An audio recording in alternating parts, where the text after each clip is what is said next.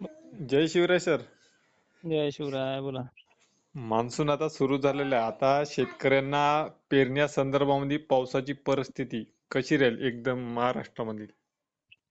महाराष्ट्राच्या चारही विभागाचा जर आपण विचार केला तर वेगवेगळी कंडिशन आहे. हम्म. आजच्या 3 तारखेला अहिल्यानगर जो काही परिसर आहे, पुणे परिसर आहे, हम्म. नाशिक क्षेत्र आहे हम्म. आणि पश्चिम महाराष्ट्रात आज पाऊस जो काही अवकाळी आहे, मान्सून पूर्व आहे, तो सक्रिय होणार आहे हम्म. आजच्या 3 तारखेला. हा.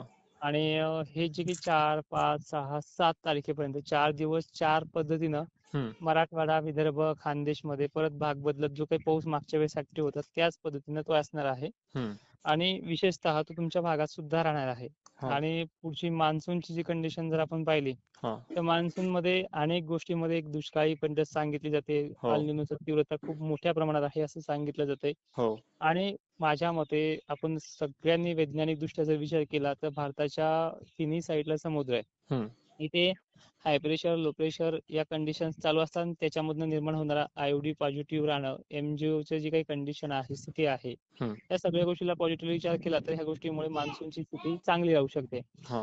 आणि सध्याच्या काळात जर मान्सून कुठपर्यंत आहे किंवा कधीपर्यंत महाराष्ट्रात दाखल होईल, पेरण्या हम्म. कधी स्टार्ट होईल, ह्या तिन्ही प्रश्नांचं उत्तर म्हणजे हम्म. सध्या केरळमध्ये जी काही स्थिती आहे ती पूर्णपणे पॉझिटिव्ह आहे. हा. तिथे कुठलाही निगेटिव्ह गोष्टीचा विचार करून चालणार नाही. तिथे हो. पॉझिटिव्ह थिंकिंग आहे. हो. पण जो काही अरबी समुद्र आहे आणि हम्म. बंगालचा उपसागर आहे, हा मान्सूननी जवळपास 70% व्यापलाय.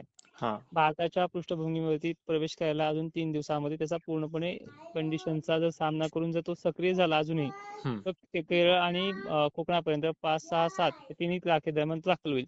हा. आणि महाराष्ट्रामध्ये 7 तारखेला तळ कोकणामध्ये आणि मुंबईपर्यंत मजल मारण्याची शक्यता दाट आहे. हम्म. हम्म. आता IMD नुसार जर बघितलं तर 11 तारीख दिली आहे, पण सरळ सरळ आपण मागच्या महिन्यात सांगितलं की 15-16च्या पुढेच पेरण्या सक्रिय होऊ शकतात. त्या पद्धतीचं पोषक वातावरण राहू शकतं. हम्म. हम्म. हम्म.